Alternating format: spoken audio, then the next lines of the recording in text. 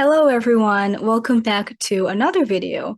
So in this one, we're going to look at another part of matching headings. So what we're going to be doing here is we're going to look at um, how to match the paragraph's main points and the prompts given in the option box. So those are going to be the summaries of each of the paragraphs, but we don't know which one is which one. So we have to work that out. I would also like to share some of the strategies that work well for me when I'm studying. So yeah, let's go and check it out. So this is matching headings part 2. Okay, so let's now look at the list of headings. Okay, so this is a lot of information to absorb and digest, so feel free to pause the video right here and take your time. Okay, and when you're ready, let's go to paragraph number D. All right, so here again, let's do some reading.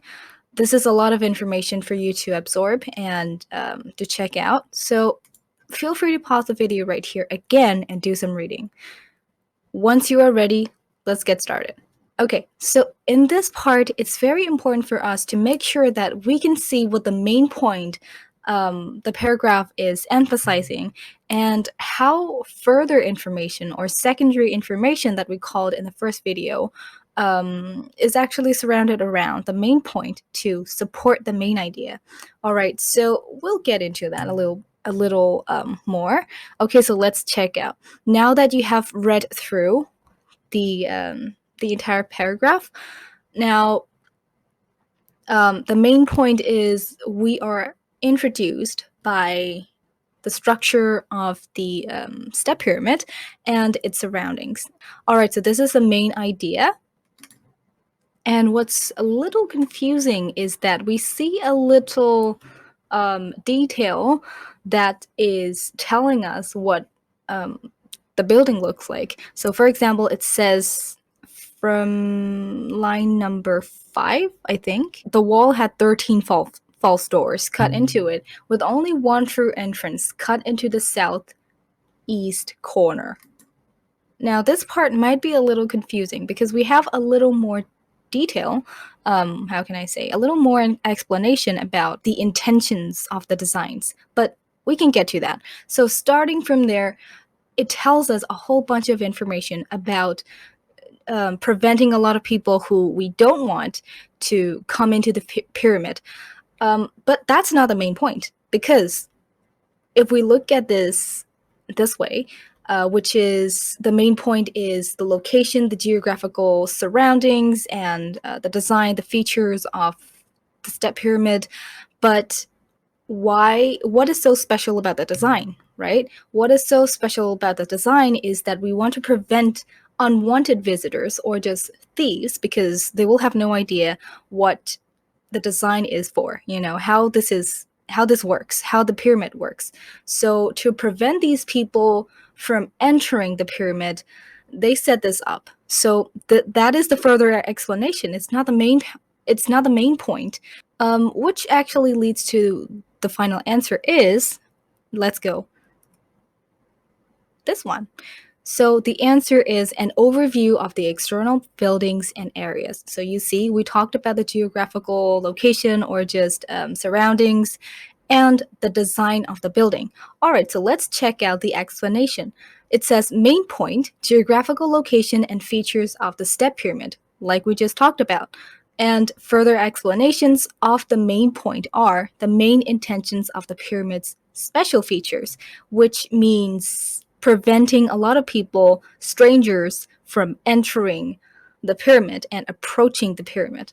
All right, so that is why we chose this answer, and I hope it is okay for you.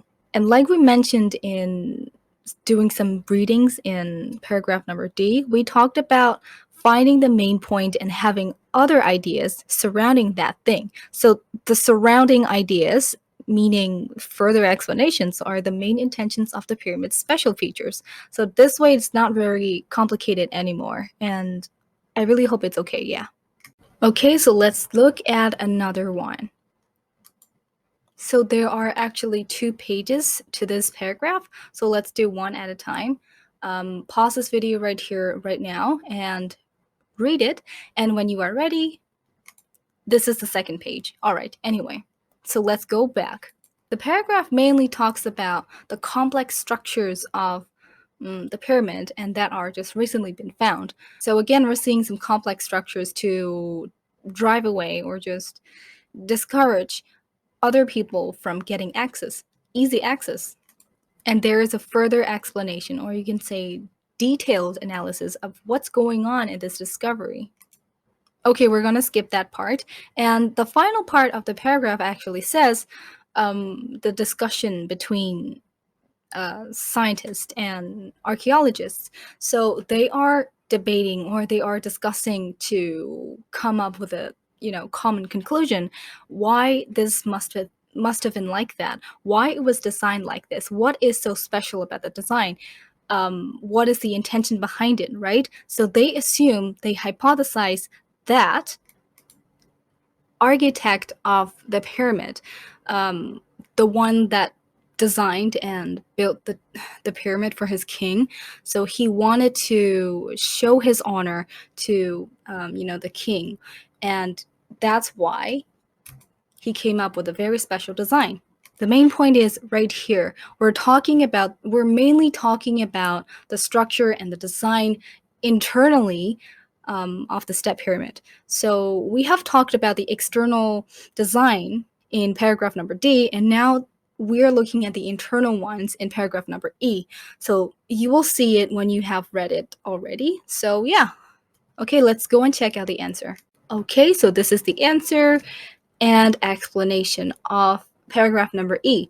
All right, so the answer is number 1, the areas and artifacts within the pyramid itself. So do you remember how we have talked about the internal designs of the step pyramid? So that's the main point. It doesn't actually say anything about finding out the reasons why it was designed this way.